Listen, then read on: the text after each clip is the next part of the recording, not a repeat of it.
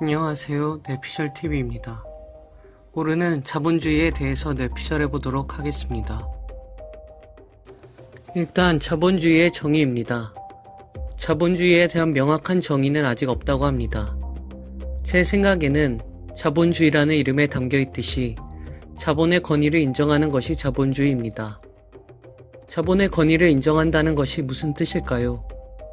바로 돈의 소유권을 인정하고 그 돈을 사용하는 것을 인정하는 것입니다.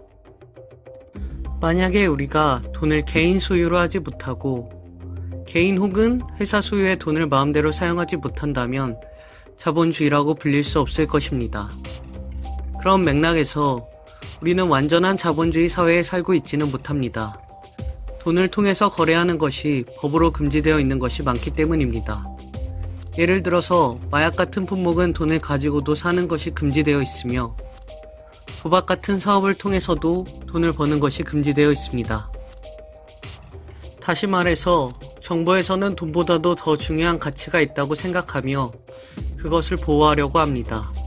매춘이나 도박, 그리고 독점이나 단합에 대한 법적인 제재들은 명목상으로는 도덕이나 공정 같은 것이 돈의 자유로운 흐름보다 더 중요할 때가 있다는 판단을 보여줍니다. 거시적으로 시장을 제한하는 것은 정부입니다. 그렇게 많은 경제학자들은 시장에 대한 정부의 역할에 관심을 기울였습니다. 수정 자본주의로 대표되는 케인즈는 정부의 적극적인 시장 개입에 찬성했으며 신자유주의자로 대표되는 하이에크는 정부의 시장 개입이 최소화되어야 한다고 말했습니다. 그러나 저는 정부는 시장을 통제할 뿐만 아니라 시장을 유지시켜 준다고 생각합니다. 왜냐하면 안정적인 사회가 건설되지 않는다면 시장은 제대로 작동하기 힘들기 때문입니다. 어떤 무례한이 돈의 소유를 인정하지 않고 무력으로 남의 재산을 뺏는다거나 다른 사람이 내가 가진 돈과의 거래를 거부한다면 시장은 파괴될 것입니다. 정부는 돈의 사유재산이 침해당하지 않도록 돕고 돈이 안정적으로 거래될 수 있는 환경을 만들어줌으로써 시장을 유지시켜줍니다. 즉 현대 국가의 정부는 경제 정책을 넘어서 자본주의의 유지를 위한 한 축을 맡고 있는 것입니다. 결국 현대 자본주의의 특징은 돈이 가장 확실한 권리를 보장받는다는 것입니다. 예를 들어 상대방을 욕하는 것보다 돈을 훔치는 것이 더 처벌받을 확률이 높게 보입니다. 이 사회에서 우리에게 가장 명확한 기준이자 척도는 돈이기 때문입니다. 적어도 국가의 차원에서 명예, 전통, 종교 혹은 풍습과 같은 것의 권위보다 이제 돈의 권위가 더 명료히 세워진 것입니다. 우리의 일상을 들여다보면 돈보다도 자신의 위선이나 체면 같은 것을 우선시하는 경우도 많은 것이 사실입니다.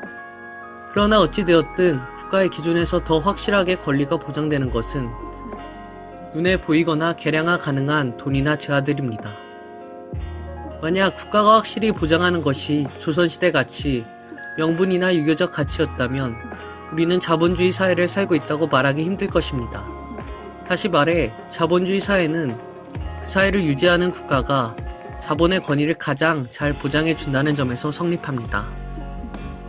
그러나 자본주의 사회는 각각의 인간이 없이는 성립할 수 없다는 것도 사실입니다.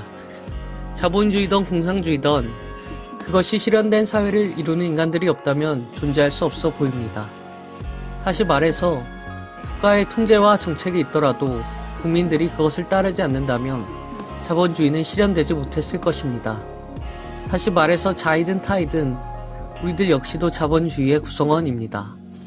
우리가 어떻게 자본주의를 유지시킬까요? 바로 우리의 욕망을 자본주의적 루트를 통해서 해결함으로써입니다. 인간이 가진 욕망들이 무엇이 있을까요?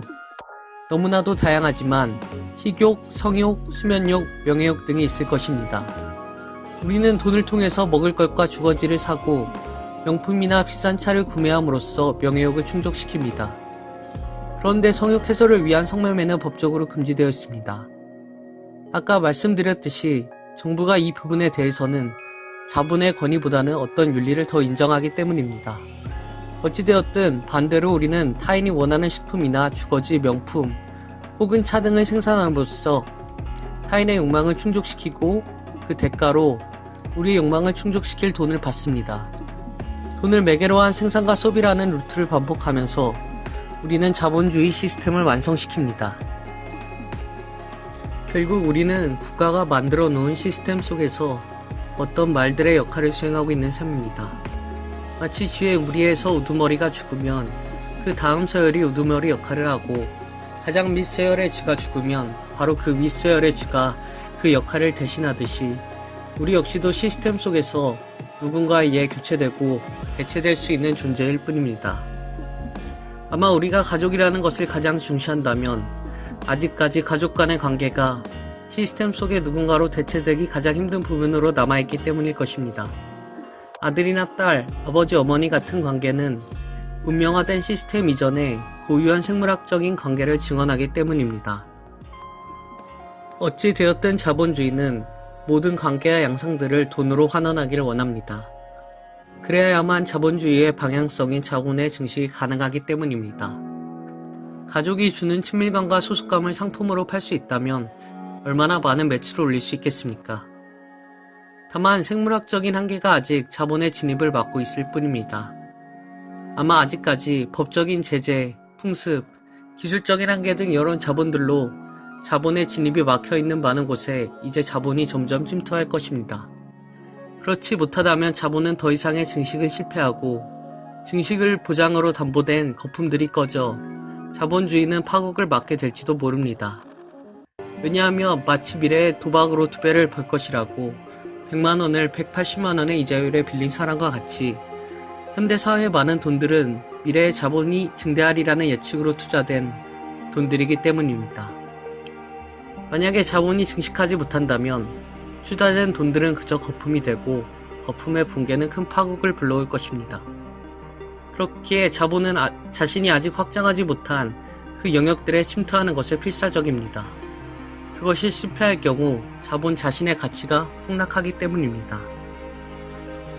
제 내피셜에 따른다면 우리는 자본의 무한한 확장 혹은 자본의 자기 붕괴라는 두 사태 앞에 서 있습니다. 자본은 증식하지 못한다면 해체되어 버리는 그러한 상황에 처해 있기 때문입니다. 아마 경제학자들과 정부가 하는 일은 두 사태의 중간에서 극단에 닿지 않도록 중재하는 일로 생각됩니다.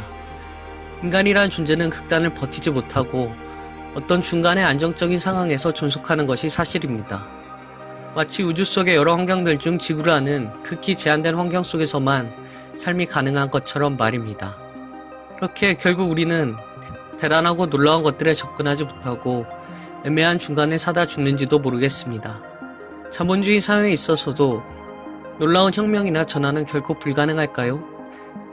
미지근하고 섭섭한 이 사회에서 시스템 속의 어떤 역할을 수행하다 사라지는 것이 운명일까요? 물론 어차피 시스템 속이라면 조류의 역할보다는 차나 포같이 더 좋은 역할을 수행할 수 있도록 노력하는 것이 가장 옳은 선택이라고 생각할 수도 있습니다. 어찌되었든 잘 모르겠습니다. 이상 뇌피셜이었습니다.